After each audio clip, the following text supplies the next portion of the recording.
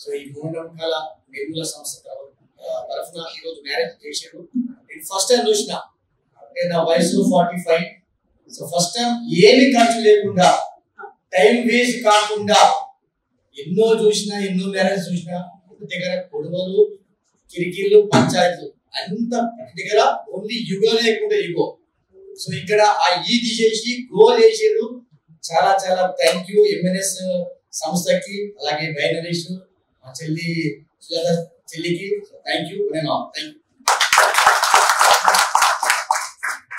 ముందుగా కుటుంబ సభ్యులందరికీ జేబీ సార్, ఎందుకంటే మనమంతా ఒకటే కుటుంబం. సో మూఢనమ్మకాల నిర్మూలన సంఘం ద్వారా పెళ్లిళ్ళు ఇలా జరుగుతాయి.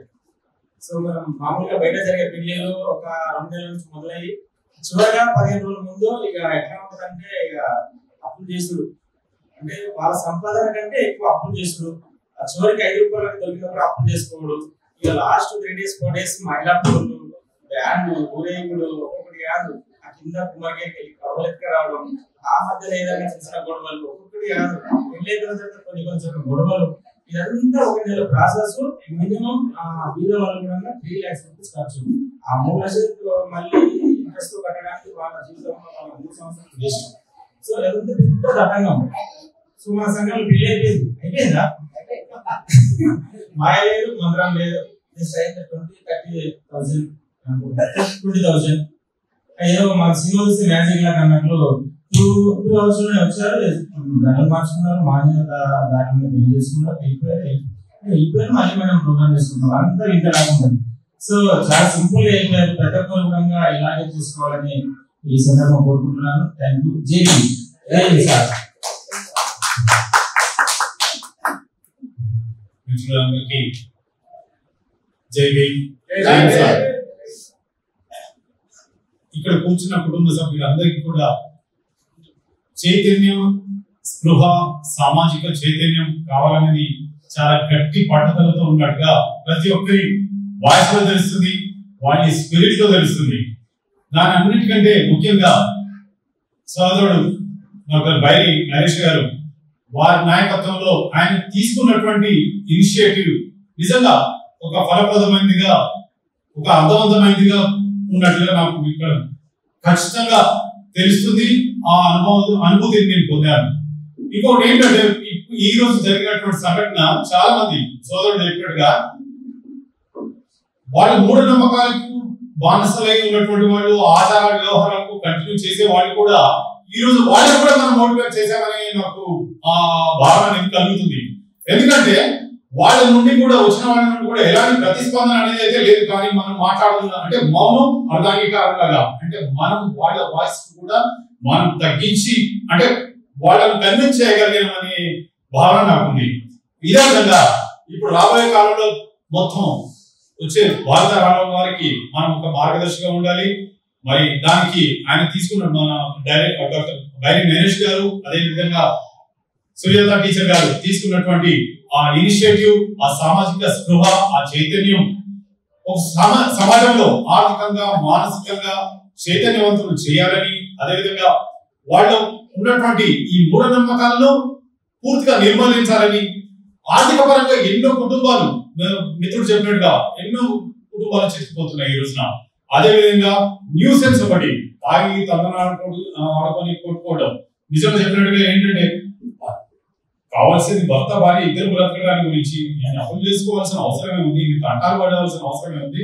సో ఇక్కడ ఎవరైనా ఇంకా రాబోయే కాలంలో పెళ్లి చేసుకున్న వాళ్ళు ఉంటే మాత్రం ఇదే వేదికగా ఇదే మ్యారేజ్ మీరు పర్ఫామ్ ఖచ్చితంగా చేసుకోవాలని నా కోరిక. మీరు చేసుకుంటారని అది ఒక నమ్మకం. Thank you very much for this opportunity. Thank you. JB వాళ్ళ అందరికీ ఆల్రెడీ పరిచయం అయిపోయింది, అందరికీ వాళ్ళకి చెప్తున్నాను.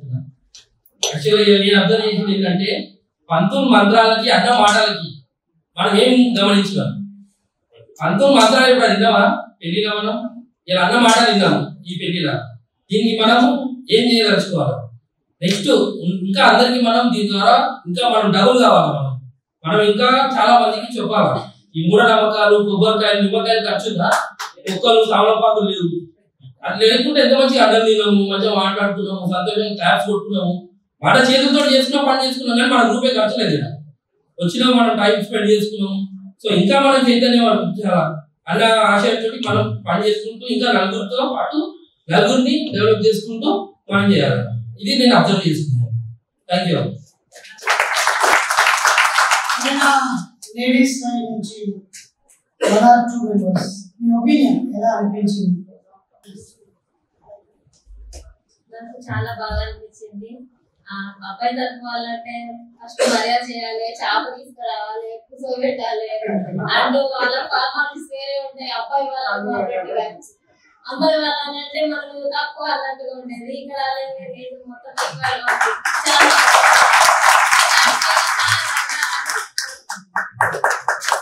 సిద్ధాంపేట సూరారాం కాలనీ మేడ్చల్ డిస్ట్రిక్ట్. ఆ మనసులో ఉన్న మాటలు చెప్పాలనుకున్నాం. ఇప్పుడు మన సంఘం చాలా మన సమాజానికి మన మొత్తానికి నాకు హిందూసం నచ్చది, ఏ మతమే నాకు నచ్చదు. కాబట్టి యూట్యూబ్ లో ఈ మధ్యనే నేను చూస్తున్నాను 1 month నుంచే చూసినప్పుడు ఫోన్ పెట్టుకుని చూసాను. నేను బైనేషన్ ప్రోగ్రామ్స్ చూసి నేను చూస్తే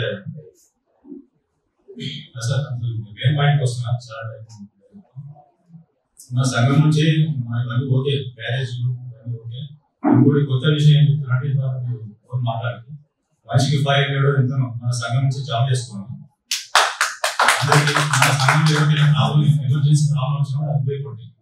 అలా మనం జాబ్ చేసుకొని ఒక మన యూనిటీ కూడా ఉంటుంది. మనం ఏ కార్యక్రమం ఉపయోగపడతాయి కదా. నేను చెప్పిన విధానం చెప్పాను. అన్నం తెలుసు ఏదైనా అన్న ఆలోచించండి.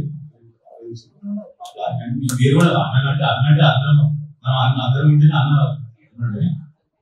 అందరూ ఆలోచించండి. మీ అభిప్రాయాలు గ్రూప్ లో పెట్టండి. దాన్ని బట్టి